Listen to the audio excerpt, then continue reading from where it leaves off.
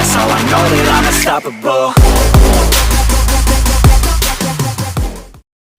चलिए बच्चे, आगे क्या है, कुछ प्रॉब्लम्स है बेटा किसपे, एपरेंट वेट पे। मतलब लिफ्ट में कोई आदमी बैठा हुआ है और वहां पे कोई मशीन लगा हुआ है ना। लिफ्ट के अंदर वेइंग मशीन लगा हुआ है, वेट करने वाला मशीन लगा हुआ है। तो उसकी रीडिंग क्या आती है वो देखना है। तो वो जो रीडिंग आती है उसे हम एपरेंट वेट कहते हैं। एपरेंट मतलब झूठा, क्या चीज, झूठा वेट। मतलब वो ओरिजिनल में नहीं है, सच्चा वेट नहीं है वो, है ना। जो अपन को होना चाहिए वो नहीं है, वो झूठा दिखा रहा है, बट दिखा रहा है ना। तो वो कितना दिखा रहा है वो अपन देखते हैं कि लिफ्ट में अगर है कोई वेइंग मशीन लगा हुआ है तो लिफ्ट में कितना वेट होगा, है ना। तो वो है आपका apparent weight of a person in lift. ठीक है, अब क्या है, ये देता क्या है, एपरेंट वेट एक्चुअली है क्या। एपरेंट वेट जो है बेटा ये है क्या, एक्चुअली ये नॉर्मल रिएक्शन होता है। क्या होता है, आपको क्या फाइंड करना, एपरेंट वेट बोले तो नॉर्मल रिएक्शन फाइंड करनी है। नॉर्मल रिएक्शन, क्या चीज, नॉर्मल रिएक्शन। जैसे देखिए आपके पास ये एक लिफ्ट है बच्चा, इस लिफ्ट के अंदर में आपका क्या है, यहाँ पे एक वेइंग मशीन लगा हुआ है ना। ये वेइंग मशीन है, इसके ऊपर अपना छोटू है, कौन है, छोटू है। और ये वेइंग मशीन ऊपर की तरफ ए एक्सीलरेशन से जा रहा है।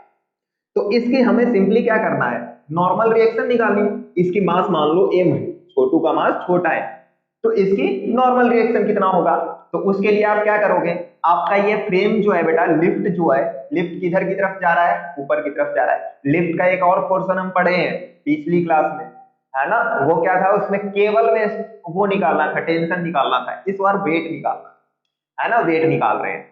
तो ये m मास का छोटू है, इसमें क्या नॉर्मल रिएक्शन हमें निकालना है बेटा, एपरेंट वेट निकालना है, मतलब नॉर्मल रिएक्शन निकालनी है। नॉर्मल रिएक्शन निकालने के लिए आप क्या करोगे, एक छोटू को यहाँ पे बैठा दो बेटा। छोटू को हमने क्यों बैठाया, छोटू को नहीं, छोटू को तो ये बैठाए हो, चिंटू को बैठा दो। चिंटू को बैठा दिए, तो चिंटू यहाँ पे बैठा हुआ है। और ये बैठाया हमने क्यों, बैठाया इसलिए क्योंकि इसकी एक्सेलरेशन है बेटा, इसका खुद का कुछ एक्सेलरेशन है। और जब लिफ्ट है, लिफ्ट के अंदर एक्सेलरेशन है बेटा, लिफ्ट में एक्सेलरेशन है, तो ये कैसा फ्रेम है, नॉन इनर्शियल फ्रेम। इसलिए हमने चिंटू को बैठाया, चिंटू को बैठाया है। तो ये देखेगा तो ऊपर की तरफ क्या लगेगा बेटा, इसका नॉर्मल लगेगा, नीचे की तरफ इसका mg लगेगा। और ये छोटू इसमें बैठा हुआ है, तो इसके कारण एक स्यूडो फोर्स आएगा, किधर की तरफ, तो नीचे की तरफ, नीचे की तरफ एक स्यूडो फोर्स आएगा, है ना, स्यूडो फोर्स आएगा। आएगा कि नहीं, आएगा, क्योंकि ये क्या है, नॉन इनर्शियल फ्रेम है। तो देखिए आपके पास क्या चीज हो गया, ये आपका पॉइंट रहा, मतलब छोटू रहा, m मास का छोटू, ऊपर की तरफ इसके नॉर्मल लग रहा है, नीचे की तरफ इसके क्या लग रहा है बेटा, mg लग रहा है। और नीचे की तरफ ही और क्या लग रहा है, ma लग रहा है।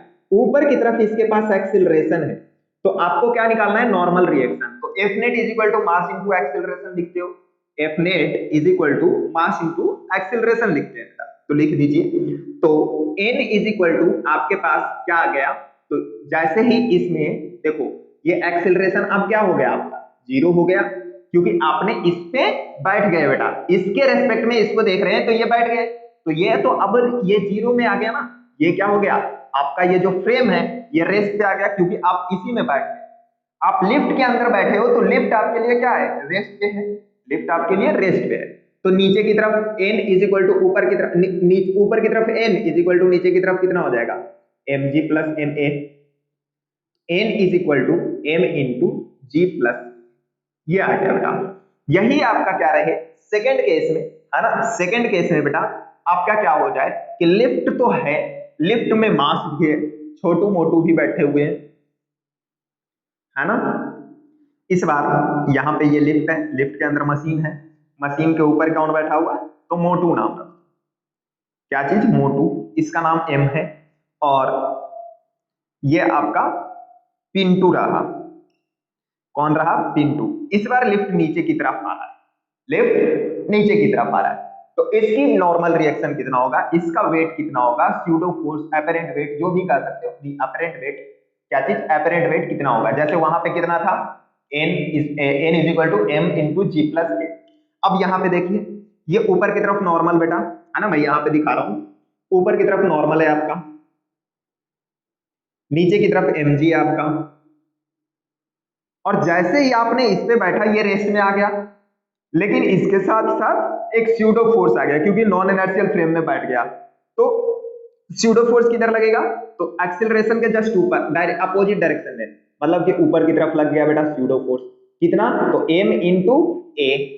अब देख लो एक्सेलरेशन तो जीरो है बेटा, ऊपर का फोर्स बराबर नीचे का फोर्स, मतलब n plus M A is equal to M ji.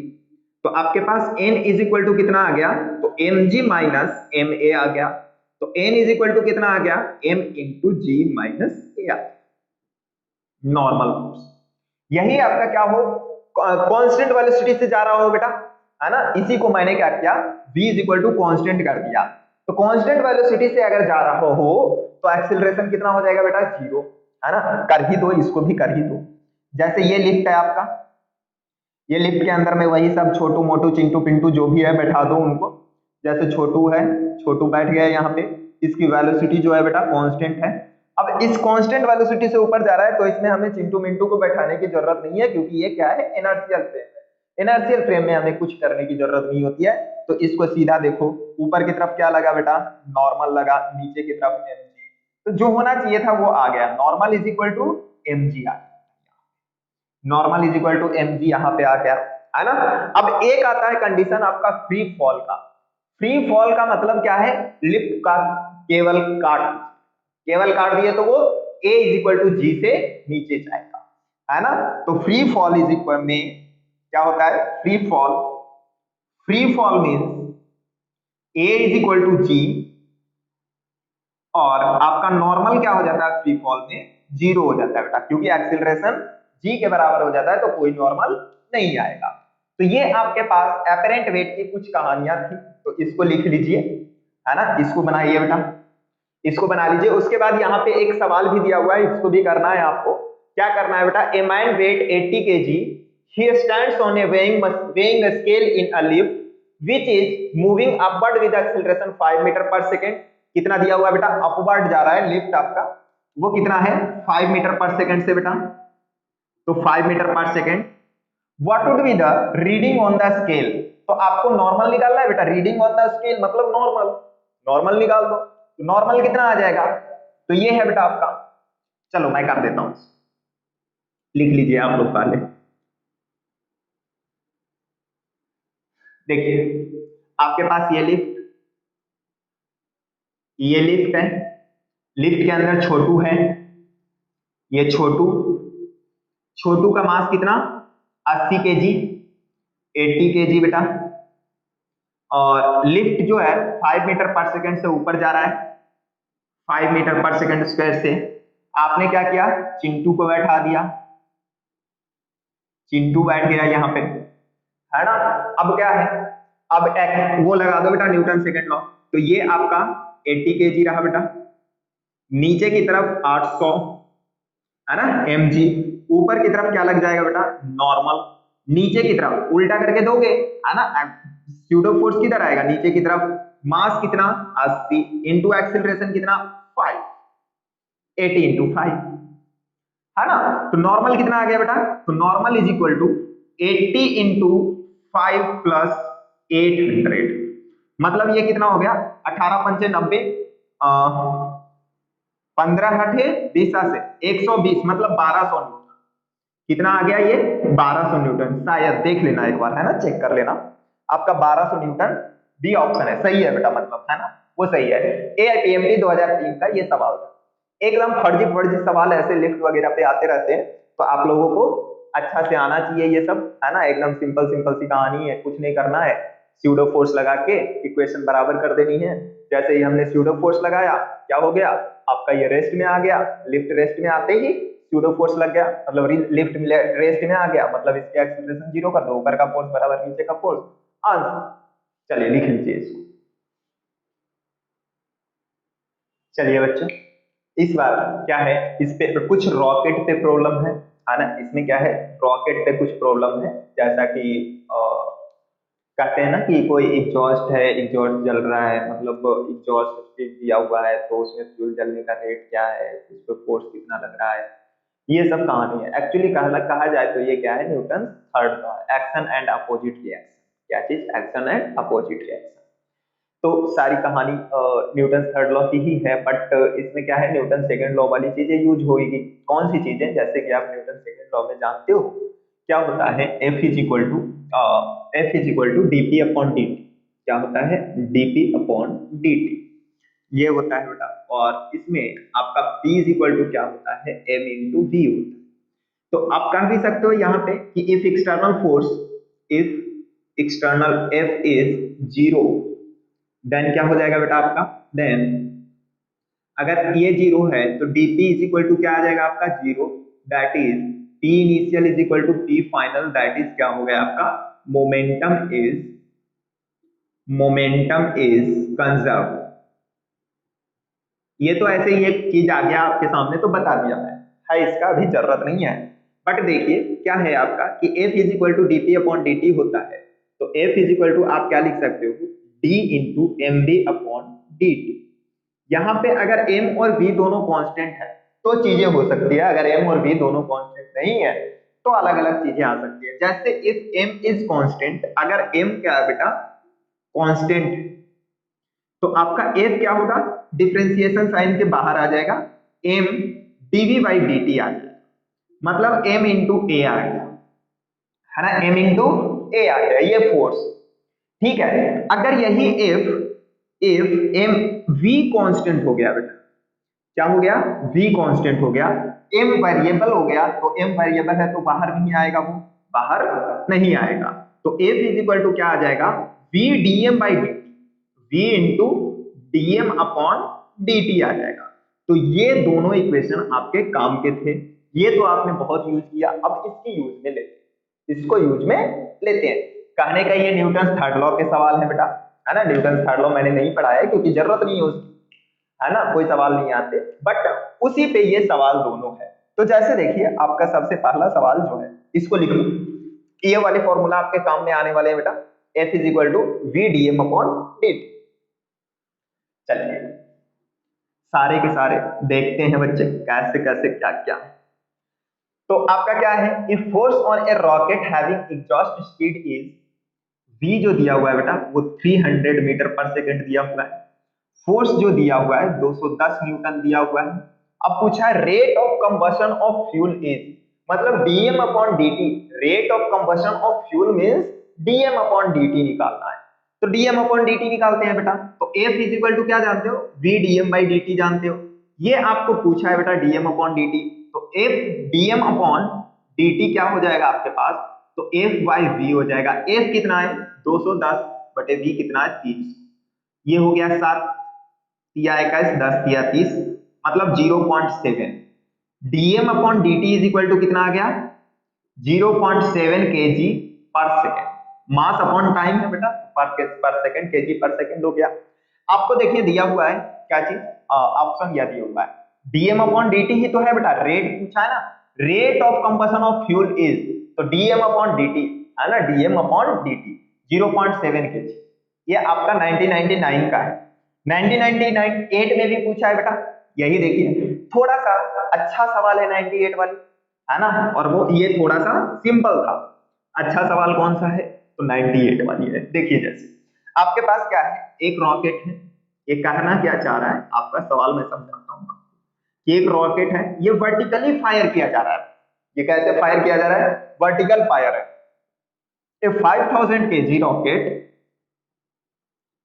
5000 kg rocket is set for vertical firing। Vertical firing है तो mg नीचे की तरफ लगेगा बेटा, अगर नहीं कुछ कहा गया तो नहीं लगाओ, लेकिन वर्टिकल फायरिंग बोला तो mg नीचे लगेगा।